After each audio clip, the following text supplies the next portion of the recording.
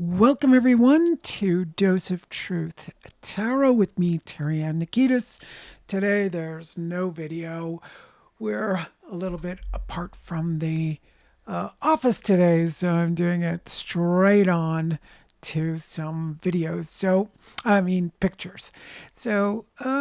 We've just come into the full moon. That was on the 10th, which is yesterday. Today's the 11th, and we're recording. And we're going to be looking at what energy is there to support us in the next week. So the first card that comes up is the third eye, and the third eye is all about clarity.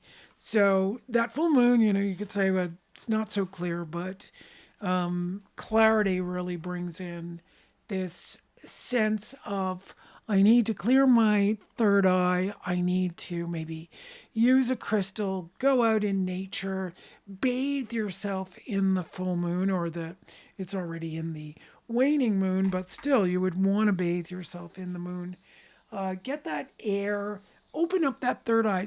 If you're thinking about a lot of things, if you're laden or burdened with anything, then this is a really good time to gain that clarity.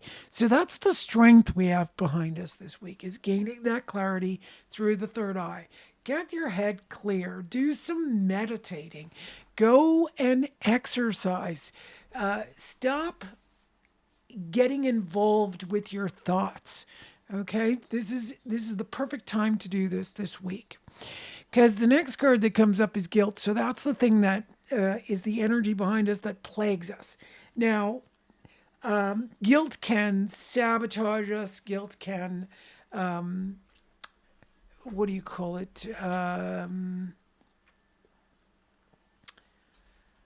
Can prevent us from doing the wrong things in life that would complicate our lives and make our lives worse, right?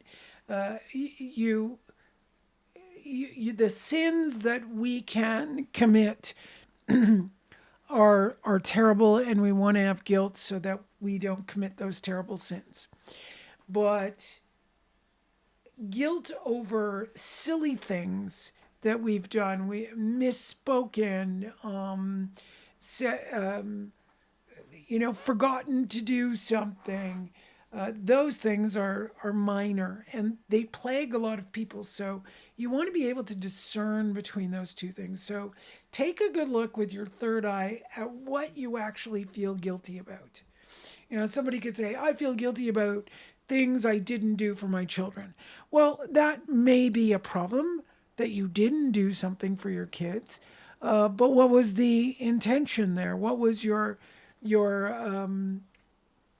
what were you thinking about that you wanted to do with your kids, for your kids? I mean, the guilt would come really only if you intentionally meant to do them some harm, right? Now, that sounds a little strange, but when you think of the tale, the handless maiden, the father asks her to have her hands cut off so the devil doesn't take him. And this is the sacrifice of the daughter, which happens all the time in our daily lives. The daughter is sacrificed. The daughter is sacrificed for the son. The daughter is sacrificed for the father. And why would that happen? Well, that often happens because the daughter is willing. Even in the story, the daughter says, "Of course, you can cut my hands off, so that you would be saved." Daughters are willing to do those things. It is part of the plight of the feminine. So that a father would feel guilty for doing such a thing to their daughter, that's something you would have to deal with. Yes. And then the third card is reunion, soul ties. So there can be, I know this says reunion, but there can be some aspects that have to do with the soul and that connection to past lives, etc.